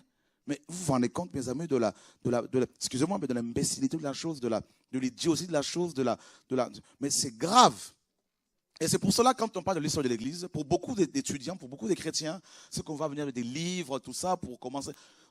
Oui, tout au long de l'histoire de l'Église, depuis que l'Église est née, il y a des périodes où le Seigneur a visité son peuple, tout ça. Mais vous verrez tout au long de cet enseignement et de cette semaine que c'est un peuple qui a toujours été persécuté, qui a toujours été à part, à côté. La vraie Église a toujours été hors ou à côté de ce christianisme paganisé et dont on va aussi parler.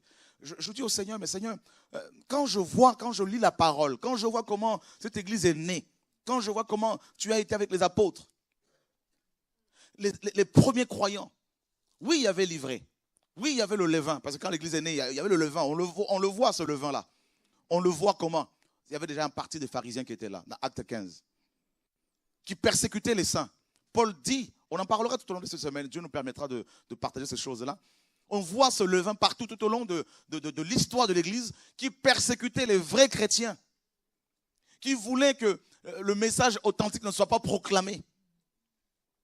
Pierre, ici, lors du premier discours de l'Église, n'a pas parlé de la Trinité. N'a pas parlé, mes amis, il n'a pas dit, donnez la dîme, vous serez bénis. Il n'a pas dit, apportez à la maison du trésor toutes les autres. Non, il a présenté la croix. Il a présenté Yeshua, Jésus notre Seigneur. Il a prêché un message tel que, la repentance notamment, ce sont les autres qui ont dit, que ferons-nous?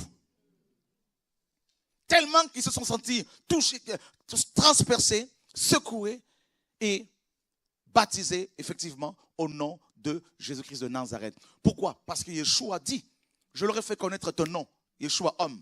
Il a révélé le nom du Père et ils ont baptisé au nom de Yeshua, notre Seigneur et Sauveur, le Dieu Tout-Puissant. Et regardez, 3000 âmes. Et ces gens ont persévéré dans l'enseignement. Aujourd'hui, effectivement, l'enseignement, on le confie aux écoles bibliques, aux universités bibliques, où il faut payer $9,000 comme aux États-Unis, $15,000, 4 500 € pour l'université biblique ici à Strasbourg, hein, $3 500 Mais mes amis, là, vous vous rendez compte là, de ces églises-là? À cause de l'argent, à cause de la vente, à cause de l'argent qu'on exige aux gens, ben on freine l'évangélisation, on freine Heureusement que Dieu a un autre circuit, c'est-à-dire la vraie église. Heureusement, parce que Dieu, on peut l'acclamer, frères et sœurs. Alléluia, gloire à Dieu. Alléluia. Ah oui. Ah oui.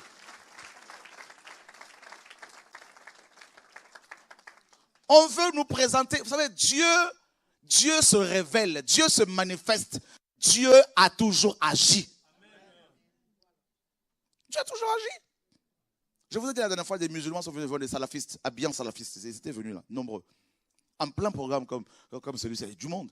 Ils m'ont dit, nous voulons un débat avec toi.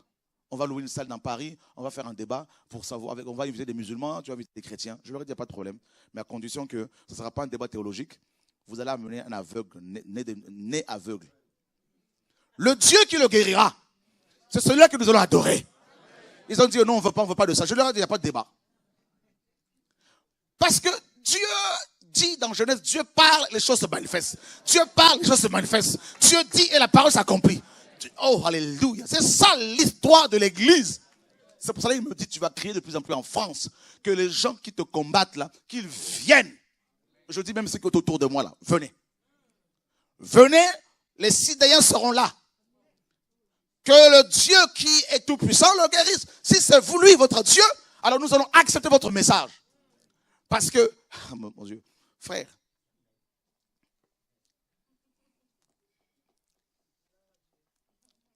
cette église ici, là, elle était en mouvement. Et pour finir,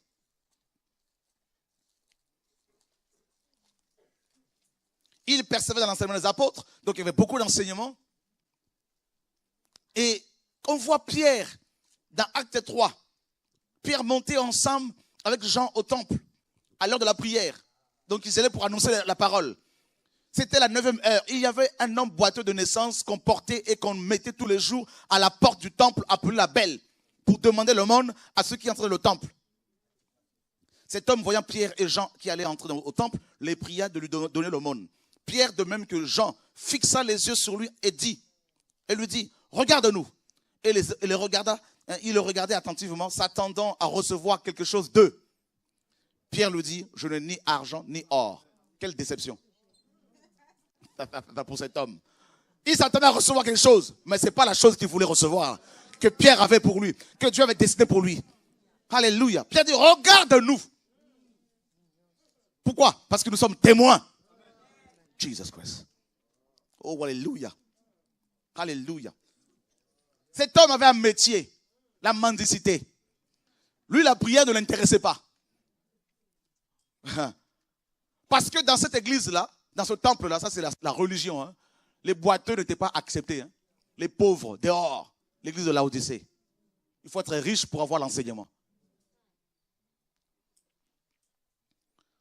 Et Pierre lui dit, regarde, Pierre lui dit, je n'ai ni argent ni or, mais ce que j'ai,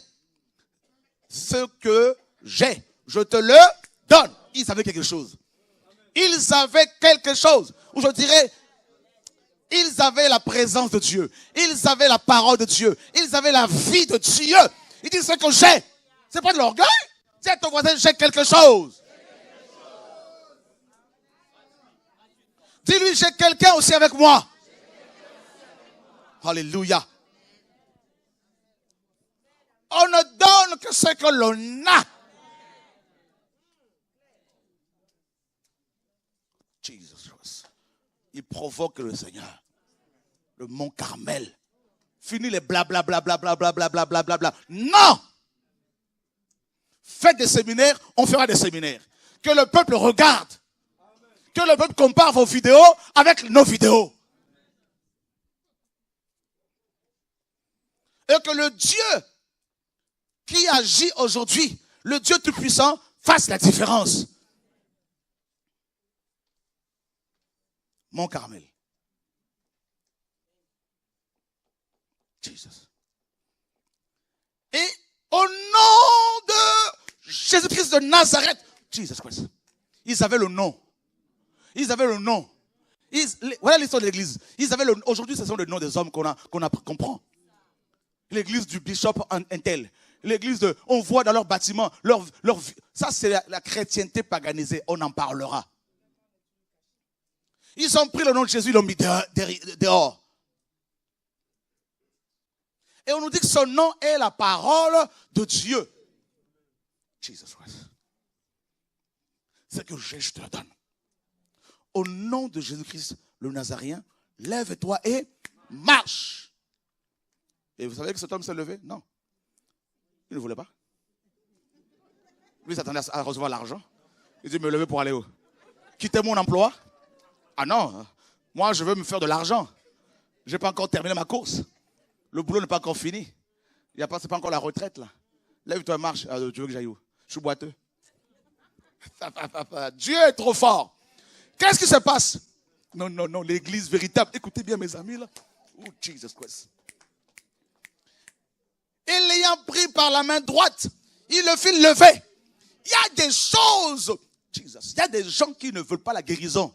Mais parce que tu es l'église de Dieu, tu vas arriver, tu vas dire, j'ai quelque chose. J'ai quelque chose. Lève-toi, allez marche. Il a secoué le monsieur là. Mes amis. Dis à ton voisin, c'est ça l'église. Et aussitôt les plantes et les chevilles de ses pieds devinrent fermes. Et faisant un saut, il se tint debout et marcha. Et il entra avec eux au temple, marchant, sautant et louant Dieu. Tout le peuple le vit, marchant et louant Dieu, et reconnaissant que c'était celui-là même qui était assis à la belle porte du temple pour avoir l'aumône. Et ils furent remplis d'admiration et d'étonnement et de ce qui était arrivé. Il y avait toujours d'admiration et d'étonnement. Aujourd'hui, dans nos églises, il n'y a plus d'étonnement. Il n'y a plus rien qui nous étonne. On dit, oh, tu as fait ça, oh là là, Seigneur, c'est terrible. Oh, cette personne, oh Dieu, Seigneur, il n'y a plus. Oh, vous savez, c'est un gourou. Vous savez, il faut faire attention, c'est l'antichrist. Ils défendent leur beefsteak, les pasteurs. Ils entendent que tu arrives dans leur région. Faites attention à un antichrist qui arrive.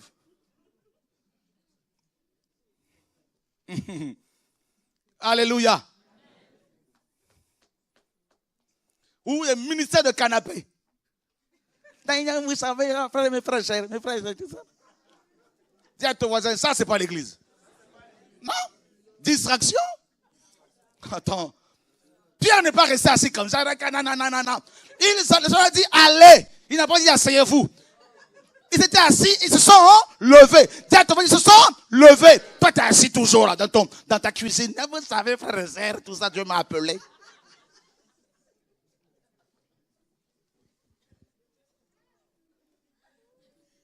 Dis à ton voisin, cette semaine, on va parler. Dis à ton voisin, tu n'es pas là pour donner l'argent.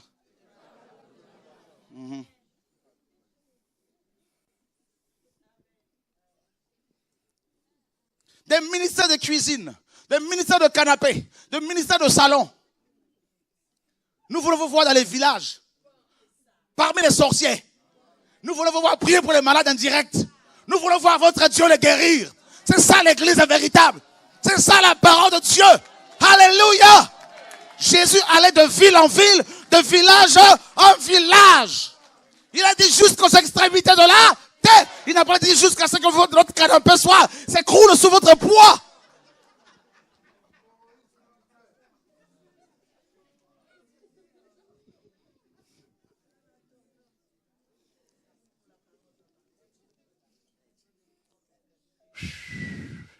La révolution arrive. La révolution arrive.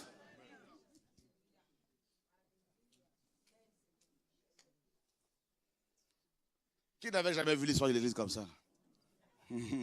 Pourtant, c'est dans la Bible, non? Est-ce qu'on a pris un livre d'histoire que quelqu'un a écrit? Non. Mais c'est l'histoire de l'église que le Saint-Esprit a inspirée. Alléluia! On acclame Dieu pour cette histoire-là. C'est ça la parole, frères et sœurs. Voilà.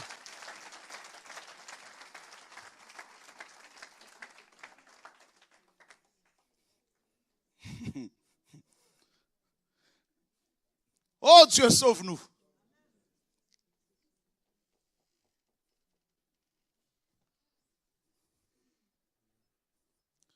C'est-à-dire, l'histoire de l'église là est émaillée d'histoires, de rencontres. C'est des rencontres entre les perdus et les sauvés.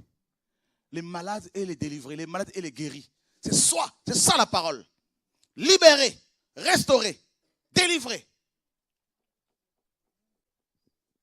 Satan est venu, il a dit, asseyez-vous.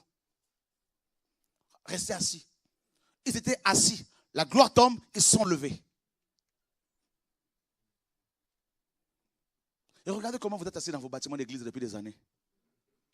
Vous avez des chaises nominatives, des places nominatives, tout ça là. Là, c'est pour le pasteur, là, c'est pour le diacre tel. Là, c'est pour celui qui finance tout le temps. Là, c'est pour, vous savez, pour le bishop, là. Le tapis rouge, là, ça, c'est pour... voilà, vous avez vu devant, là, on a écrit ministère, John Ministries. Vous avez vu? Voilà, assis. Le seul endroit où nous sommes assis, c'est au ciel. En Christ. À la droite du Père. En Christ. Vous voyez ce que je veux dire? Voilà.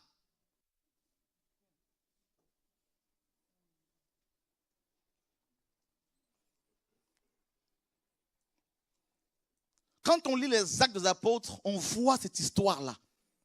Là, c'est l'église naissante. Il y a le mouvement de Dieu.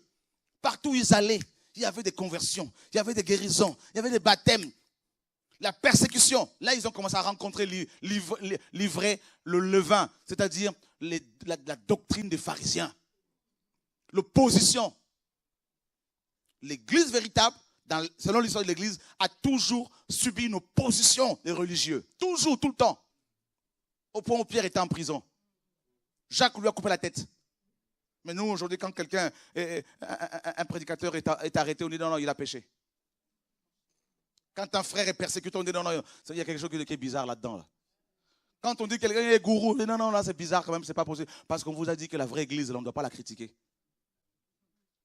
Voilà. voyez la fausse image qu'on a?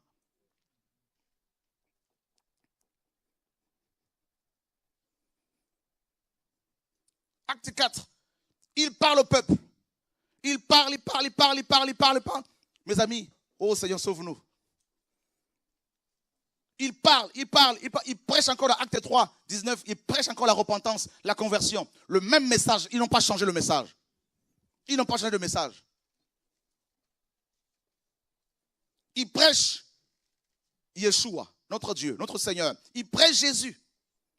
Sur la croix, ils étaient axés. Dans Acte 4, il parlait au peuple lorsque, n'est-ce pas, les prêtres, le commandant du temple et les Sadducéens, étant offensés de ce qu'ils enseignaient le peuple et qu'ils annonçaient la résurrection des morts au nom de Jésus. Voilà le message qui dérange l'église apostate, la chrétienté, la croix.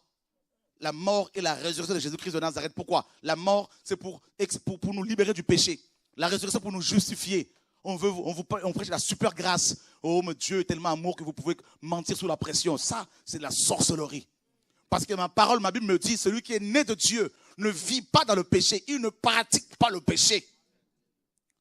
Oh, on peut mentir sous la pression comme Rahab. C'est écrit où? C'est écrit où? Jésus sous la pression, quand tu lui as posé la question, sous la pression. Es-tu le Fils de Dieu? Il a dit oui. Est-ce qu'il a menti notre maître? Voilà. Quand on était arrêté, sous la pression, on lui a dit c'est moi. Il a dit c'est moi. C'est moi. Oh Seigneur, sauve-nous. Cette génération est perdue sans Dieu. Voyez la réaction des religieux. Et au verset 3, 4-3, ils ont fait arrêter les apôtres. Ils les ont mis en prison. Voilà l'histoire de l'église. Les emprisonnements. Et alors le lendemain, les chefs, les anciens, les scribes s'assemblèrent à Jérusalem avec Anne, le grand prêtre, Caïphe, Jean, Alexandre et tous ceux qui étaient de la race des principaux prêtres, de la race. Voilà les gens qui sont de la même race, la race des vipères. Ils se mettent toujours en assemblée contre les vrais enfants de Dieu, contre la vraie église. Ce sont des serpents. Voilà l'histoire de l'église. On nous dit, grand prêtre, tous avec leur manteau, là, tout à l'heure, soutane, ils sont tous ensemble pour étudier comment ils vont arrêter ce mouvement. C'est ce qu'ils font.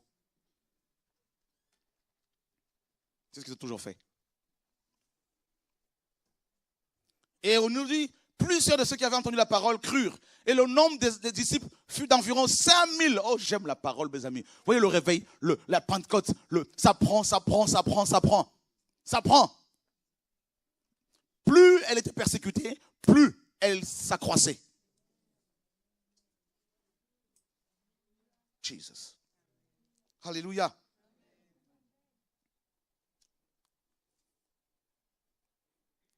Et il y a fait un combat devant eux, Pierre et Jean, ils leur demandèrent par quelle puissance ou au nom de qui avez-vous fait cette guérison? Par quelle puissance? Parce que les hôpitaux, là, mes amis, allaient faire faillite. Là. Par quelle puissance? Et au nom de qui? Voilà, le message qu'ils prêchaient, ça dérangeait. Ils avaient une puissance que beaucoup de chrétiens n'ont plus aujourd'hui.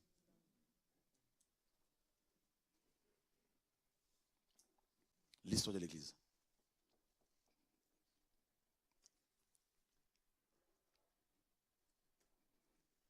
Lorsqu'ils virent la hardiesse de Pierre et de Jean, sachant aussi qu'ils étaient des hommes sans instruction et du commun peuple, sans instruction.